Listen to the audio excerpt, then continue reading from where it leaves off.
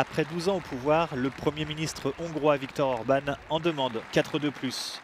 Depuis le départ à la retraite d'Angela Merkel, Orban est le Premier ministre ayant la plus longue durée de vie dans l'Union européenne. Le parti dirigé par Orban, le Fidesz, est arrivé au pouvoir en 2010 avec une majorité des 2/3 au Parlement hongrois. Au cours de son premier mandat, Orban a stabilisé l'économie hongroise en crise en imposant des taxes sectorielles paralysantes et en utilisant une partie de l'épargne retraite, mais sans imposer de taxes directes à la population. En réécrivant la Constitution, il a franchi une étape importante dans son maintien au pouvoir. Et même si l'UE a réagi avec modération, Bruxelles a rapidement rencontré des difficultés à communiquer avec le gouvernement hongrois. Pendant la crise des réfugiés de 2015, Orban a commencé à se poser en ennemi acharné de la migration, estimant que les migrants ne devaient pas être autorisés à entrer dans l'UE. Le dirigeant a fait construire une clôture en barbelé à la frontière sud du pays. Parallèlement, il a lancé une campagne xénophobe, accusant les réfugiés de prendre les emplois hongrois, alors que pratiquement aucun d'entre eux ne voulait rester en Hongrie. Peu après la crise des migrants, Orban a aussi accusé le milliardaire George Soros d'un complot visant à faire venir 1 million de migrants en Hongrie.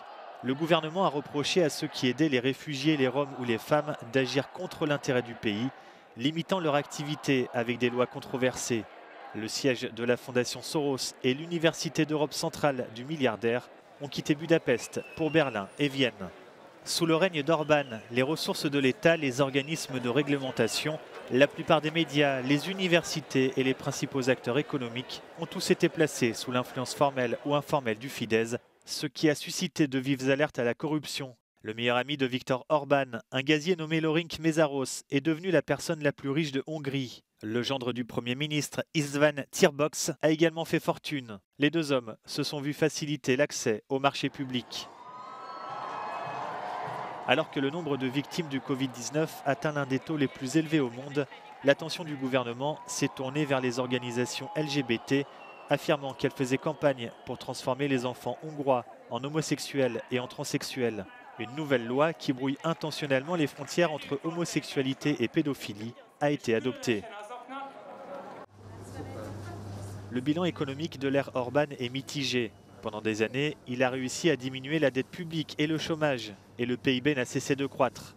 Mais le pouvoir d'achat est l'un des plus faibles de l'UE, et la Hongrie est à la traîne par rapport à ses voisins. L'année dernière a été marquée par la fixation du prix d'un grand nombre de produits du quotidien, comme l'essence et les denrées alimentaires de base.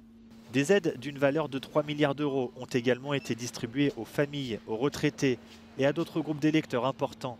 Le Fidesz s'est ainsi assuré que ses électeurs ne se rendraient pas aux urnes trop mécontents. Mais la dette publique a de nouveau atteint des sommets, laissant la perspective de problèmes économiques au prochain gouvernement.